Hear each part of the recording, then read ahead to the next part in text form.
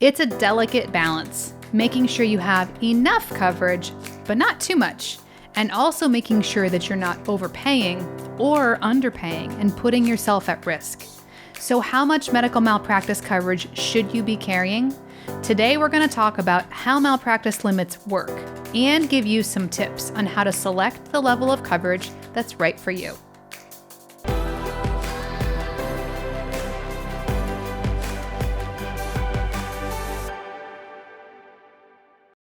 Welcome to Malpractice Insights, the show dedicated to helping healthcare professionals understand medical malpractice insurance and providing you with the solutions you need so that you can get back to the work of practicing good medicine.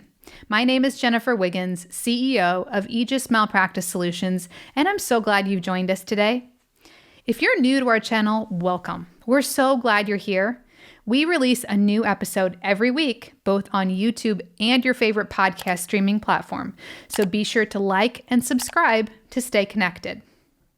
Just a quick reminder before we jump in, we are here to provide general information on medical malpractice insurance and related topics, but not specific legal or insurance advice. So if you have a question about your practice or individual coverage needs, be sure to talk to your agent or legal advisor or contact us at aegismalpractice.com. That's AEGIS malpractice.com. We'd be happy to help.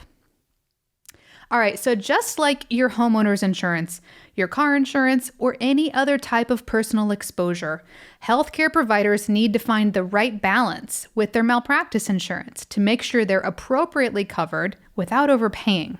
So let's start by looking at how malpractice limits are structured. Medical malpractice policy limits describe how much money an insurance company will pay on your behalf in the event of a claim. The limits consist of two numbers, a per claim limit and an annual aggregate. If a policy had a malpractice insurance policy limit with $1 million, $3 million coverage, then he or she would have $1 million limit per claim and a $3 million aggregate limit for the year. So how exactly would that work? Here's an example. Let's say that we have a general surgeon who had 3 covered claims in a year, each paying $500,000. If he has a $1 million, $3 million policy limit, does he have enough insurance? The answer is yes. All 3 claims would be paid. $500,000 is below the $1 million per claim limit. And the total for the year, so $500,000 times 3 claims, equals $1.5 million, which is also below his $3 million aggregate. So all 3 would be covered. Here's another example. Let's say we have an OBGYN who had 2 claims in 1 year. Let's say the first one paid out $1.2 million and the second paid out $500,000. Would he be covered? Here's the answer. Partially. $1.2 million is actually $200,000 higher than his $1 million per claim limit. So that provider would be personally responsible for any amount above his $1 million limit. The second claim would be covered since $500,000 is below that $1 million per claim limit. But the sum of both of those claims still do fall within the $3 million aggregate limit for the year. So, how does a doctor determine how much coverage to carry?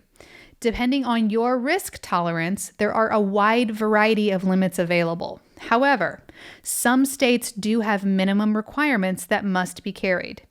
In addition to the state requirements, oftentimes hospitals and third-party credentialing organizations will require a minimum amount of coverage in order for you to have privileges. So, how do you choose which limits are right for you? First, start by talking to your group or employer to find out what limits your colleagues are carrying. It's generally recommended that all of the providers in a group carry the same or similar policy limits. Some malpractice insurance carriers will actually require that the corporation carries limits that match the highest individual limit with the group. So for example, let's say we've got a group of 5 plastic surgeons. Let's say everyone in that practice carries a 1 million, 3 million policy limit, but one surgeon in particular wants more coverage. Let's say he has a 2 million, 4 million limit. That means the corporation has to carry 2 million, 4 million as well. Another consideration for determining proper malpractice policy limits is your geographic area, your specialty, and also your scope of practice. Metropolitan areas are generally more litigious, and so they're going to have higher claim frequency and severity. So be mindful of that when you choose your limits. Also consider that your specialty or any other high-risk procedures might affect the amount of coverage that you want to carry. So ask yourself questions like, are you doing a large number of surgical procedures, maybe more than the average surgeon? Or are you doing a lot of mammography reads, more than the average radiologist? These types of questions are helpful when discussing your options for malpractice limits with your insurance agent. So while it's certainly a risk to carry limits that are too low, it could also be a risk for you to carry limits that are too high. It's often speculated that doctors who carry very high malpractice limits are more of a target for plaintiff attorneys, as they're seen as kind of the deep pockets with more potential money at stake. This is certainly a risk, so it's important for providers to carry appropriate limits, not too high and not too low. So, can you change your limits throughout the lifetime of your practice? Yes, it is possible for you to change your policy limits throughout the course of your career, but be considerate of the type of insurance that you have. With a claims-made policy, any changes to your policy limits, either higher or lower, will be retroactive all the way back to the inception date of your policy. Whereas an occurrence limit, those changes will be done on a going forward basis, not retroactive. So it's important that you talk to a knowledgeable malpractice agent before you make any adjustments to your policy limits to understand the potential long-term effects of making those changes. And by the way, if you need a refresher on occurrence versus claims-made coverage, check out episode 4 for more information on the differences between these two policy types. We recommend that you review your policy limits regularly to ensure that they continue to meet state and third-party requirements and that they're at an appropriate level for your unique practice setting.